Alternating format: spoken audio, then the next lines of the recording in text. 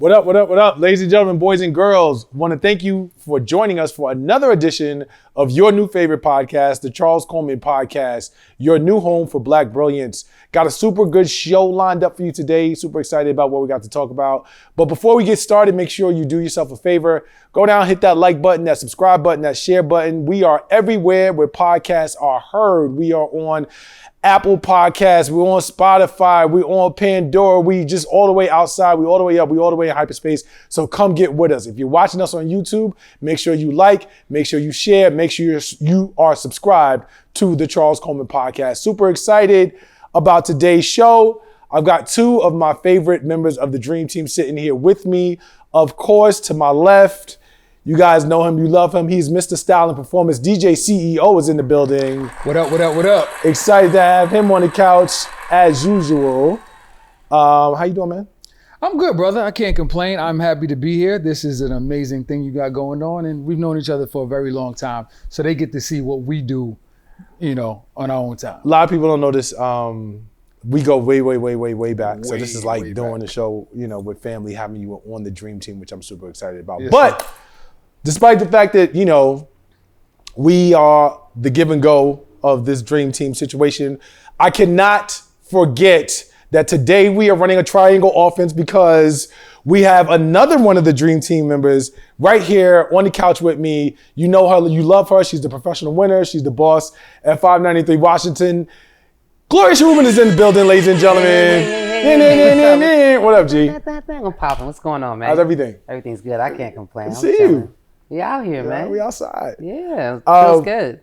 I thought about you yesterday, and I actually thought about both of you guys because you have a conversation about what it is to have etiquette, and we'll get into more of that as we go on. Yeah. In certain spaces. In certain spaces, right? Yes. And so this is not going, Gloria, this is not going where you think it's going. Okay. Because there's etiquette in cigar lounges, and right. And we can talk about that another time. We're not talking about that right now. Okay. I was in the lounge literally last night. Yes. And I was watching videos, and I have a confession. Okay. I was watching videos, and I have a confession. I have no idea what to actually do when I go to the strip club. Like, I literally don't know what to do. Like, I'm the most awkward person in the strip club that you will find. And I realized this yesterday because I think the assumption is that when men go to the strip club, we just know what to do. Like, we go to have a good time. So I gotta tell you guys a story because for me, this is like a confessional. This is a true story. Never really told it before, like in full. Okay. So I'm in Vegas for work, and I had a big project that I had to do, really important, and I hit my target. Like, I knocked it out the park, hit my target, and so I'm super pumped. I started calling our friends. They're like, yo, you need to go ball out. Just go to the strip club, go have a great time.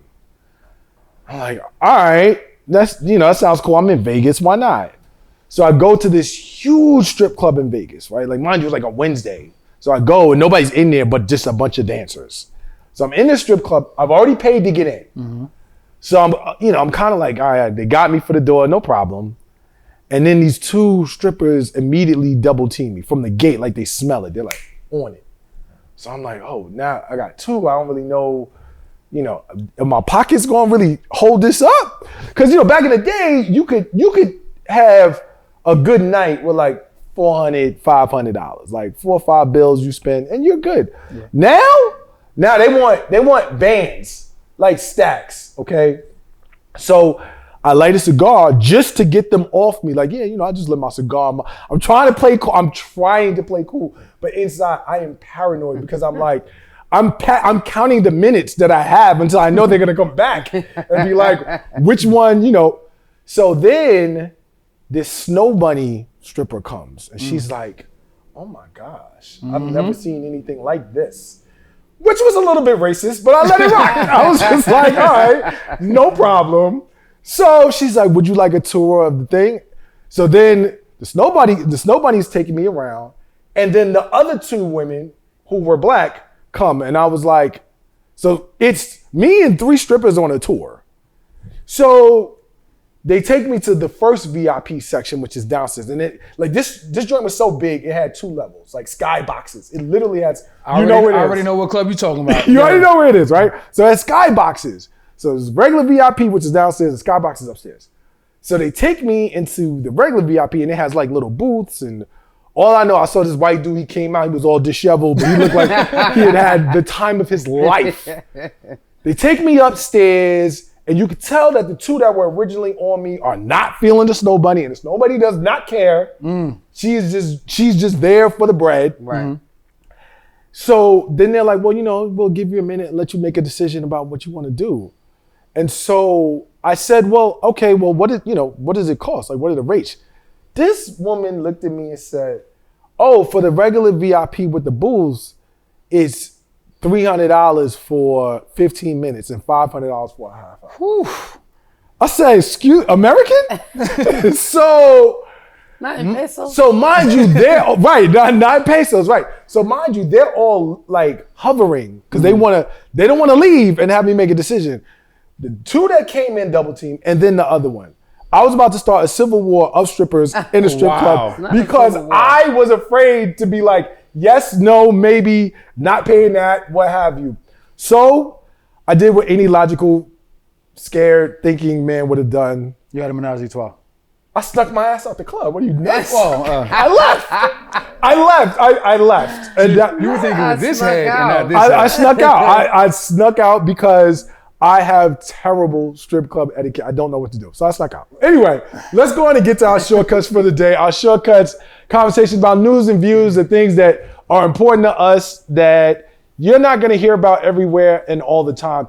The holiday season approaches, but we have to have a conversation. There's an epidemic that's going on. Some of you may have heard about it. Some of you may know about it. And it keeps happening every year. Y'all know what I'm talking about. These Christmas terrorists. The Christmas terrorists are out here on the streets. They are wreaking havoc. It is disgusting. They are led by the patron saint of Christmas terrorists, Mariah Carey. Right. She's Mariah already Carey. started. It's ridiculous, y'all. Like, it was Halloween and they already had the Christmas stuff up. It kind of, to me, I'm joking about it, but at the same time, I feel like it's too much. Like, it's too much. And for me, I remember getting the Toys R Us catalog like December, marking off the days of the on the calendar. Like, that was a thing. Big but thing. now, it's like, it's disrespectful. You said you saw it November 1st. I saw it like middle of October. Like, it's really, really, really bad. They jump Halloween, they jump Thanksgiving. Christmas has got all the money. Jesus is a capitalist. Not Jesus is a capitalist. How you gonna put Jesus in this? Well, he's the reason for the season. Oh my gosh. Nah, it do go man hard. I mean, but retail is suffering like a mofo, Yeah, so they just trying to do anything, like anything to inspire you to spend some money, we will do it. We already in full on shopping. But you know wait, when Prime did like a Black Friday in like September, man. It was like a pre. Right. Like, what? It's I understand the economics of it, particularly coming out of a pandemic. Like, this is the first year for real that we're doing. I mean, we had Christmas last year, we had Christmas before. In terms of the retail aspect. And ain't no stimulus check this year, bro. No stimmy. Ain't no stimmy. Ain't no stimulus. We gotta get them on it early. No PPP loans and none of that. But I do feel like it's so different. It's something about it doesn't feel right to me, because I remember after Thanksgiving, Black Friday, then you would gear up. Now it's just total erasure. Yeah, Like, It's prime time, like, no pun intended with Amazon, but it's literally prime time. Like, the most money is spent during the holidays, and specifically for Christmas for various reasons. But like, I mean, I get it, but they should have respect for the calendar at the very least. Do either of you know, like, do you have like any Christmas terrorists in your circles? Yes, You do? I do. Who's I got it? one. You don't know. Jenny be playing Christmas songs. It's like September. Like, how you got a whole Christmas playlist already, bro? She would play it all year round. Real talk. So what bugs me out too is, like, they start with the trees, and they start with the trees. First of all, they be having like 2 and 3 trees Mad trees. in a 3-bedroom apartment. Nah, Why? nah. Why? Better, I'm dead. Like, 3 what? trees and no gifts. Crazy. Crazy. It's too much, y'all. Like, I really need us to do better. Let's just dial it back. Maybe the cat's out the bag. I don't know. I just feel like the Christmas terrorists are a bit too much, and this is an epidemic that we need to be mindful of. We're gonna move on. Since we are revisiting the whole holiday shuffle, Right. we might as well get them right. Okay. So I'm asking you guys, what's one tradition that you would change? So for me, I'm gonna give 2 examples, and I'm gonna let each of you guys go. Okay. First example, broccoli casserole, out of here, not a thing, forget it. I never even heard of that. Yeah, it's a thing in some places. Because you dated the white stripper that you met. Nah, brethren.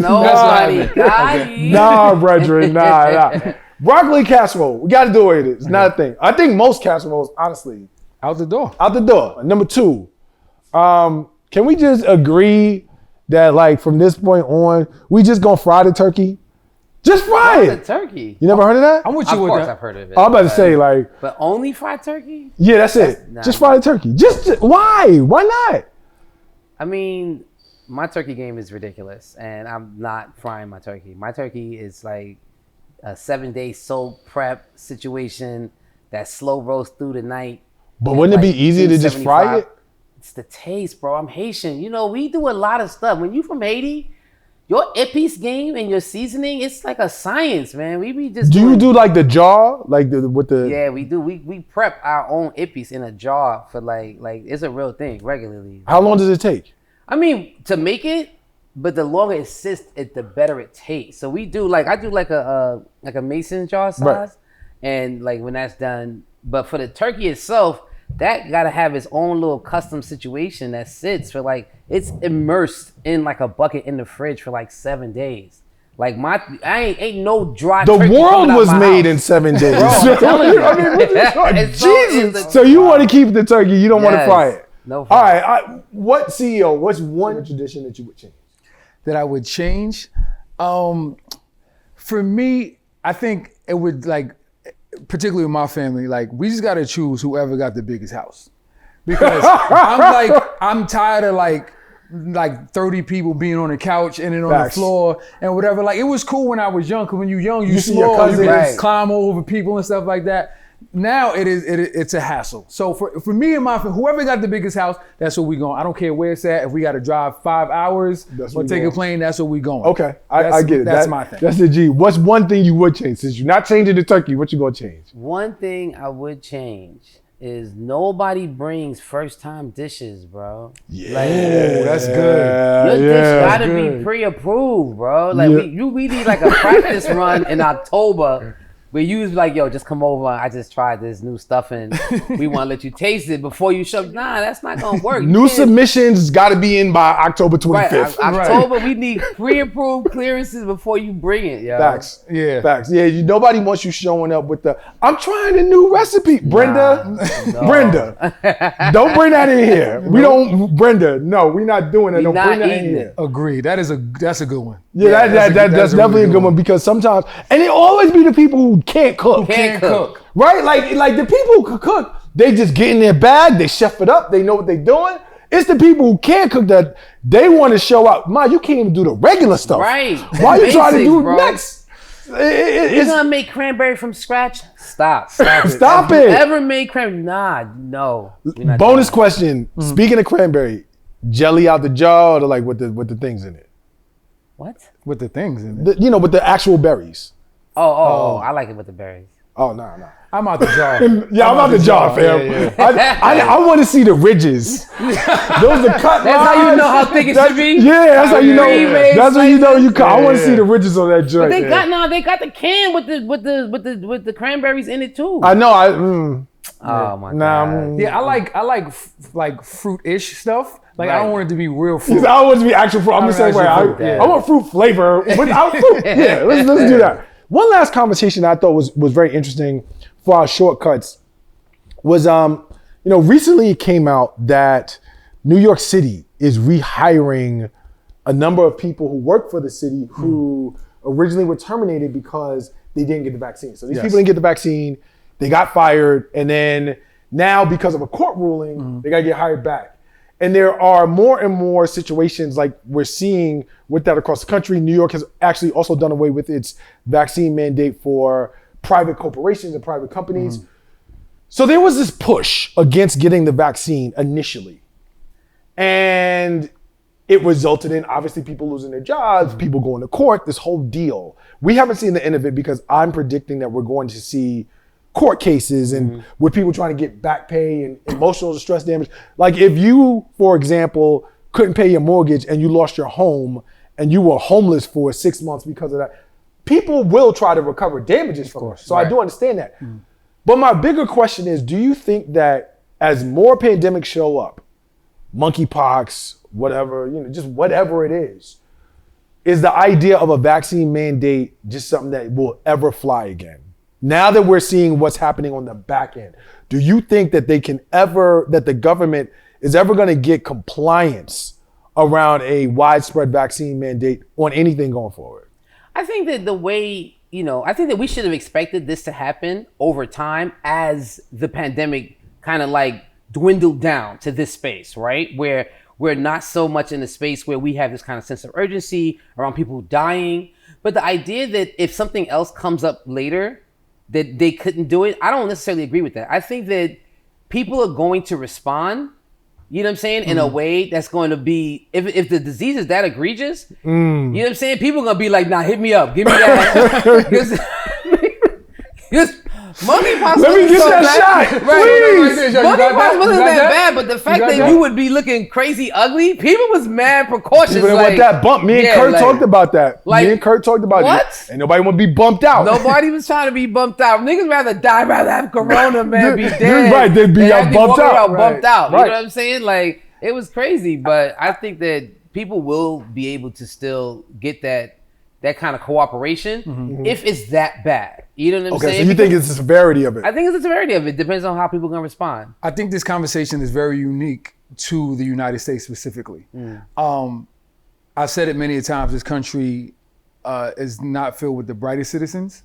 And I think that there were things that could have been done. I want my rights. Right. I think Protect my rights. I think things that could have been done in a preventative manner prior to the vaccine would have helped us avoid the mandate for the vaccine. But no, it's like when they say stay home, nobody want to stay home. No, I'm gonna be out in these streets. And so a lot of times leadership, when they're making decisions, they are taking into account the people who are going to put everyone at risk. So sometimes they're like, yo, everybody got to do this because I can't trust you to be responsible. You don't see these type of issues in like Italy or China or any other European countries because they get it. This is one for all. We got to do what's best for everybody. This country doesn't operate that way. So you're definitely going to see more mandated vaccines, mainly because the people of this country just don't think about everybody else. They think about themselves. I think it should be your choice. Like, yes, I want it or not. If everybody works together and behaves accordingly so we don't spread this thing crazy like we did with COVID. But this is America, so it's going to happen again.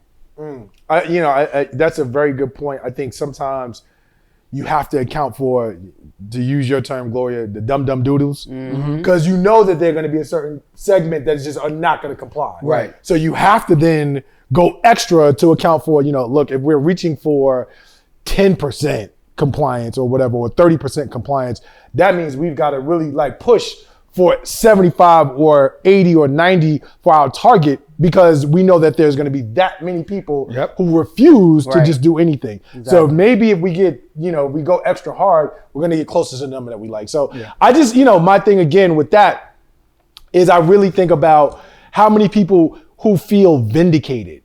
Like they feel like, oh, I resisted. And now look, I'm proven right. Right. It's like those people, for better or for worse, will be insufferable. Right. Whether you agree with them or not, like they will be insufferable. And for them, every time this happens, because what was already happening, and I'm not making light of this, but I am saying that people were using this inappropriately and incorrectly. It was, y'all remember what happened with Tuskegee? With Tuskegee. So that was like the thing that people hung their hats on. And again, I'm not making light of it, but it was not necessarily an analogous situation. The two were more apples to oranges than they were apples to apples. Nevertheless, in terms of general mistrust, that was a sentiment that I really understood. a big catalyst. Yeah. And that's a big thing, right? I just wondered, like going forward, because more pandemics are coming. And so we are going to have to deal with that. But in any event, I just hope that everybody stays safe. Yeah, let's do that. So that's going to bring us to our contributor segment for the day. We have a special one. Of course, we have Gloria sitting on the couch, which brings us to everyone's favorite contributor segment, which is branded by G. Bam, bam, bam, bam. What we got today? This is your time to wax poetic, do what you got to do. So what we talking about? This week, we're going to be talking about masturbation. What? And with women, okay? So, I always try to keep it for my sisters and keep it. You see how we fucked up? You see how we fucked up? We with it. So, we're talking to our sisters, of course, because I always want to, give it up for y'all, right? But the reality is a lot of statistics show that women are not being completely honest about their level of participation in masturbation. You guys, y'all talk about masturbating regularly because y'all do it every day, right? What's on average? 6 out of 7. I don't think we talk about it. Yeah, we don't.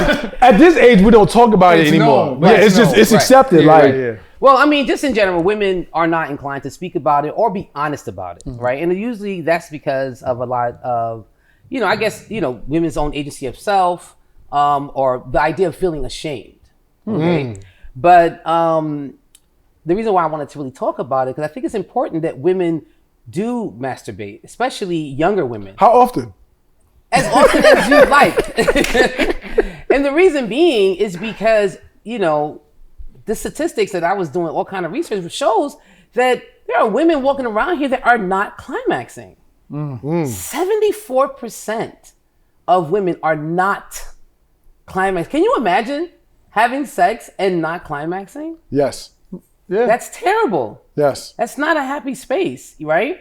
So the best way for a woman is to really explore herself so she knows how to get herself to that point so that if she's with somebody, she can kind of navigate and give that direction so that she leaves the space just as happy and not really putting that burden on a dude being like, well, he failed. You guys may need to invest in understanding how to get her to that space as well. You know what I'm saying? So that, it's not like she's just directing you all the way through it, even though some of you guys do like to be directed, and we're okay with that at times. I mean, speak your truth. Speak your truth, sis. Like, all right. You're here. Speak your truth. So we're talking about the women. We're gonna get back to that, right? Okay. So the whole thing is just not being ashamed, really learning yourself, and really using that so that when you get in that space of intimacy, you come out wanting the results that you're looking for. Now, I have questions, all right? I got questions because the big thing now is, I'll just keep it 100. These toys is out of control. Like the Rose is trying to put penis out of business. And I have a problem with this because I feel like on a certain level, it's great to know yourself, right? Like, and there's a parallel here. I'm not trying to take this conversation away from the women, but I think the parallel for men is men who overindulge porn because it shifts your expectations about what should actually occur in that space. When I feel like with like the Rose and I think there's another one called Tracy's Dog or something like that. That's a whole nother apparatus, like it's a whole thing. You're shooting electric currents in yourself, Mom. Like, you're saying, no, you're gonna mess that thing up. But it just really speaks to the complexity of the woman's body. No, I understand that. But what I'm saying is, I think some of that potentially creates unrealistic expectation. My penis can't do what a Rose does and never will. Right. So, but you have your mouth and your hands. So you have other parts of your bodies that you could use to... Be careful. I got you wired up. You 74%. You wired up. You wired up. I got it. Right. No. But I'm just saying. No, I understand your concern, right? But that's the same. On the flip side, that's just a woman's position could be the same about the sheer volume of porn that you guys take in. A woman's got to be a wife. She's got to be a caregiver, and she's got to somehow perform as a porn star in bed. You know what I'm saying? All in the same 24 hours. It's not a realistic, and we've survived it. We've survived it for decades. On behalf of the Rose just got out. Let us rock for a little bit on the Rose. On behalf of your dream team teammate Curt, I'm just gonna say, yeah, that's what you gotta do. Because he's not in studio right now. Well, he's in studio, but he's not on the couch right now. But if he were here, he would just say, I'm certain he would. I can hear him echoing. You can hear him. You need to be all those things. Look, I'm cool with the toys. Like, I actually appreciate them, right? Just because like it actually takes pressure off of me. Like, if you think so? Yeah, if you include it with what you do, right? Because it's not about like her alone time. Like, her alone time, she got toys, cool, like whatever. But like together, like, most women do not orgasm from penetration, right? So yes, there's other stuff, but like if you come first, like, hey, let's or incorporate the toy while you're having sex, right? Like, whatever helps you get there, I'm for it, right? Because when I'm done. so whatever helps you get there, like, I'm for it. I'm gonna refocus this because this is a woman's moment and we're talking about this. Although we may revisit this on rules of engagement because this is a very interesting conversation. So G, since you said this, right? For audience members who are listening, right? For our audience, and they don't necessarily have conversations with their girlfriends about it, how do you suggest having those discussions? I think that, being open and, speaking to those women that you can trust. You know what I'm saying? But more importantly, you might want to just get your Google on. You know what I'm saying? Just to kind of have information. I think a lot of the problem is that women just don't have information at all. It's so taboo. It's just like, we don't talk about it. And if I'm doing it, I'm lying because I'm not really telling you about it. And that's why I'm having the conversation. I'm saying we need to open up the conversation and feel more comfortable with ourselves first, right? And then be feeling more comfortable to share and have this conversation with other women. Well, one thing I've heard this from multiple women, actually. I can think of like literally 3 off the top of my head. They have said that when they have attempted to engage that space for, personal intimacy and self-pleasure, they don't like how their hands feel because it reminds them of a woman's hands, and they want a man's hands.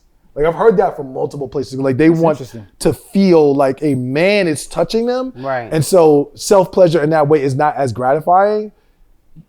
Any thoughts there? I've actually never heard that. Hands are hands. I mean, I don't know. No, they're not. Because I don't want a man, personally, this is my thing, right? My thing.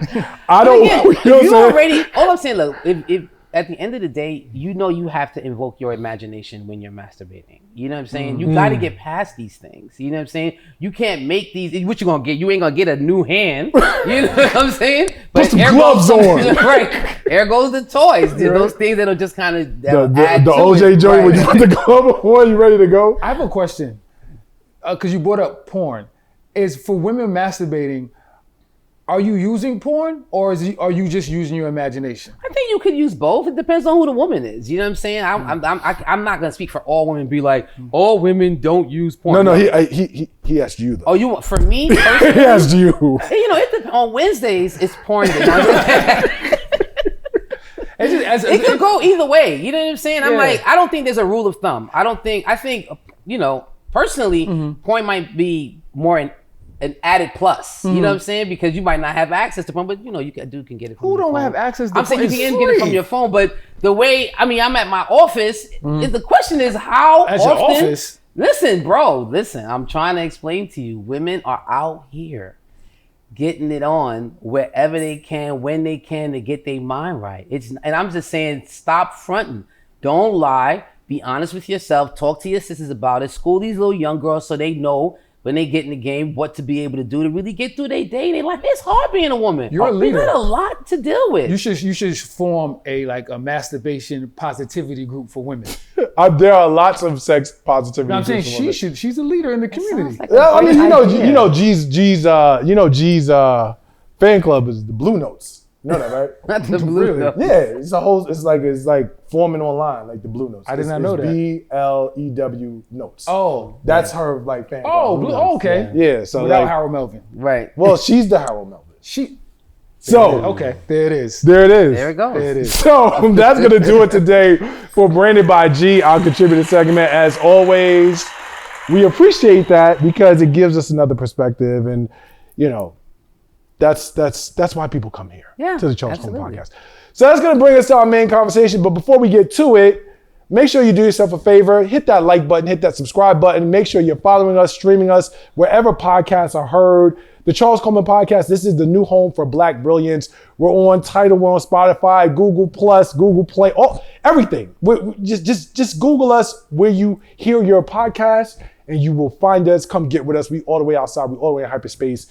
This is your new favorite podcast. So today I want to talk about, this is a little bit of a serious conversation, but it's an important one, right? I want to talk about destroying the poverty mindset. No matter where you place someone, no matter what environment they're in, if they haven't made any shifts in their mindset, the things that were there before are going to continue to show up. Right. And not just that, but let's just be realistic. For our people, for our community, we aren't going to be able to move everyone into a different space. Meaning that we can't take all of Marcy Projects, all of Brevoort, all of Roosevelt, and all of a sudden put them in Westchester in big houses with huge lawns. But that being said, it doesn't mean that the people who are there, the people who are in community, the people who are not in those spaces where they have the mobility should have to be with a pissy elevator in Building 7 in every project. Right? That is more of a function of environment and mindset within an environment. So regardless of where you are, I think that there are a lot of things that we need to think about as a community and as a collective to begin to dismantle that mindset. But I'm curious as to you guys' thoughts. It's so funny that we're talking about this because I literally had this conversation yesterday about mindset. And so for me, growing up in Clinton Hills, right, which is sort of like a middle class like neighborhood. Bougie. Now, yes. But like, you know, like in the neighborhood, like you would cross the street and it's like brownstones. And I've seen people living in brownstones. I live in an apartment and these are the ones that are like selling drugs and out here toting guns. And I live in an apartment, And to me, it's like, oh, a house, like you got money. And so that's when I realized at a young age, it is about mindset. So when you talk about, and particularly like the projects, I mean, you can't talk about this without the introduction to heroin, crack, Vietnam, all this type of stuff that kind of helped to cultivate this. It's hard to change those people's mindsets in that environment because as if you knock one off, another one comes right back in. So there's always gonna be pissy staircases, there's always gonna be pissy elevators because to them, this is the norm. But where does that come from though? Because the things you said, right?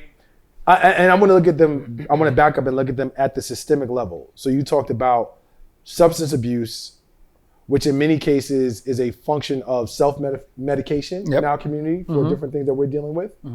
You talked about, Vietnam, which right now, the people who are making Elevator 7 or the elevator in Building 7 pissy, they ain't go to Vietnam. They wasn't there, right? No, right. But I will say that it in some cases, it is a function of mental health and those issues that are rampant in community, right?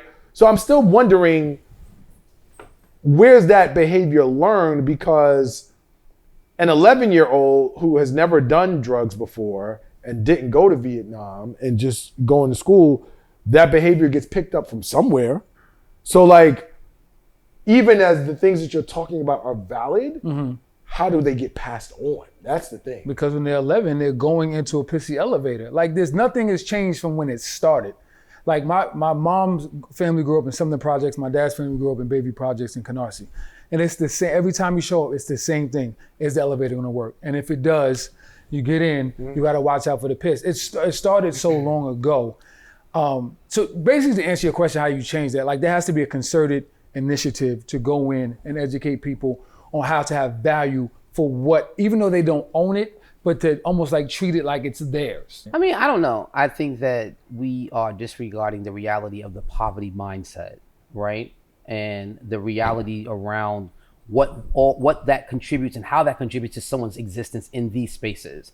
Whether we believe it's ours or not ours, those things are not factors that are gonna change our approach to it. It's not ours. It's never been ours. And we're occupying this space, feeling like aliens in a space that's not being provided the proper services. You know what I'm saying? If you're in 34th Street and someone does pee in the elevator because people are nasty and do nasty things, there's a system there to clean it up, right? Yeah. Because there's an economic sustaining model that's built into that space. So that doesn't it. exist in the projects. At the end of the day, you're dealing with the human being, the humanity. And I'm not saying people humanly are nasty. No, I'm not saying that. I'm just saying that there's a reality that when you have a poverty mindset and a poverty environment, there are things that just simply don't exist. And the fact that the burden should be on the people that's occupying the space to somehow be responsible for JJ on floor 12, it only takes him peeing one a day every day to make it funky. You know what I'm saying? Like, it's not like everybody's peeing in the elevator. I don't see that to be the case. You know what I'm saying? So I think that there's, I think that poverty reality is something that we have to consider as a factor. But in order to change people, I don't think changing their environment changes their mindset. No, it doesn't. I think changing people's mindset is par with really giving them something different. And where's that happening at? Yeah. Where are they encountering new information? That's the only way you replace old information. And where are they getting that from? Are they getting it in their school? Are they getting it in their church? Is there some kind of community-based organization that they're coming in contact with that's going to give them that kind of grooming etiquette? Listen, I'm the parent of an 18-year-old, soon to be 19, and a 22-year-old. It was incumbent on me to reprogram my kids every day when they came home. Yeah. Because they encountered so much crap in the streets. From the time they left at 8 in the morning to start their class till 4 in the afternoon, by the time they got back to me, they had been inundated with so much information. If I didn't have the time in my day, and that, I spent so many years in the industry, I worked a lot of hours. At some points, I didn't have the physical presence of time. But my tribe, my community, you know what I'm saying, to make sure that someone's there to kind of like spoon feed that kid that information. Without that, that brings up two things that make me think of my mom and the notion of intentional parenting. And one of them was, my mom used the term, you said reprogramming, my mom used the term brainwashing. And she was like, look, I brainwash my kids, and I'm okay with that. Absolutely. Right? Like, I'm brainwashing them. Both of you guys know my mom. If you met her, she what brainwashed us. You know what they did, right? She brainwashed y'all, right? The second one is being very clear about the notion of identity. And what you're talking about and what we're also talking about is, in terms of, from my perspective, engaging or dismantling poverty mindset, a lot of it is connected to how in touch with you are you with your actual identity. Who are you? Because if you see certain things about yourself or see yourself in a particular way, you won't succumb to certain behavior because that's not who you are. Right. And you're not willing to be in that space. I think that that's fine, well, and good. And I think it's important for us as a baseline. We could start there, right? If you are someone who comes in contact with young people, with people that you are influencing, be very clear about how you engage them from an identity place, right, around how they see themselves. That's a place to start. Right. So, okay, cool. Now we're going. We got something. We got some ingredients we're cooking. The next question becomes, what if you don't have that though? Right? Like I think that there are people who absolutely, are fortunate enough to have the influence of a parent, a grandparent, an uncle, a mentor, a coach, whatever, who's going to really emphasize this notion of identity, right? In a way that's going to allow you to see yourself different, allow you to think about yourself in a different light. But if you don't have that, what do you do there? Right. Because the dismantlement is all a process around how we see ourselves. When you know better, you do better. That's really what it boils down to. And this is not trying to be preachy. It's just about the fact that I think for many of us, like you said, G, it really does come down to information. Right. When you don't have the information to look at yourself or your identity in a different manner, what else would you do, right? So I guess that like, to close out, if you will, we were going to sum up. That would be my thought, like, that I'm wondering. What about the people who don't? Like, we could talk about who does and the intentionality behind that, but when that's absent, then what? Then what? Well, okay, so I'm gonna tie this all together, and it's actually gonna go back to the idea of ownership, right? So I said my mom's side of the family, some of the projects, my dad's side, Bayview. When I would go to Sumner, I knew I was in the projects. When I was in Bayview, I didn't. At a young age, it didn't feel like, I didn't know it was the projects, and I'm gonna tell you why. Particularly with the building that my family was in. My grandfather was like the self-proclaimed like the landlord. He like ran the building. So he made sure everything was straight and people had respect for the building. And then, my cousin and his friends or whatever, like they just lived differently. Like they weren't about they didn't feel poor, right? Even though they were in the projects. Sumner, completely different. Like everything was trash. So it speaks to your point about having somebody there who can kind of like set a standard to how we should be. And then there's another place where it's like everybody's just running wild. But he treated it like he owned it. And that's why it was kept up. So that's what I'm just saying. Even though you don't own it, treat it like it's yours. I mean, I think that, ownership is important, but again, I think that a lot of it goes back to just kind of like having the necessary resources, you know what I'm saying, to really kind of create that kind of environment, period. Without the resources, you're just going to succumb to whatever is available and things are just going to be left unkept. A building, any entity is like a living. If you own anything, you realize that your property is like a human being that constantly needs maintenance. Yeah. It's always, you know what I'm saying? Like, just like we get our hair done every week, we get our nails done, we got to keep ourselves up. Your property has to be kept up. So if there is no economy centered around maintaining these environments, people are going to succumb to whatever it is, and it's just going to spiral downward. Agreed. I in closing out, I'm thinking, CEO, you talked about the difference between Bayview and Sumner. My grandmother was first generation in Dixie Homes in Memphis, Tennessee. And Dixie Homes was and is one of the most sort of well-known housing projects in Memphis. And she always talks about how they moved in first, and it was a big deal because they had stainless steel appliances and like washing machines. It was a big deal. And so my mom always says, we were poor, but we didn't know it, right? And so I do think that, as we have this conversation about disrupting poverty mindset, I think that it does become incumbent upon us when we see it to call it out, because a lot of times we just sort of allow that to exist in a space, and we can't take for granted that someone else is going to do it. Right. We can't take for granted that someone else is going to have that conversation. So it really may be that it's one of us who has the discussion that makes somebody think differently about something small.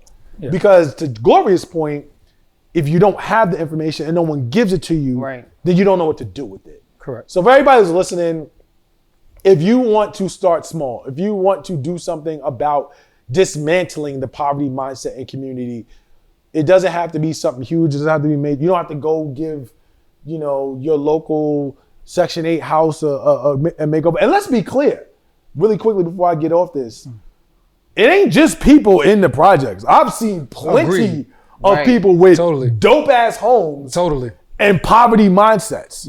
And it's horrible, right? So, for anybody, I use that as an example to open up because I think most people understood. Right. But be very clear, the mindset will follow you if you don't do anything about it. Absolutely. And so our point is just to do something about it. So that's going to lead us to everybody's favorite segment of the Charles Coleman Podcast Show. That's right, ladies and gentlemen. Rules of Engagement is coming up.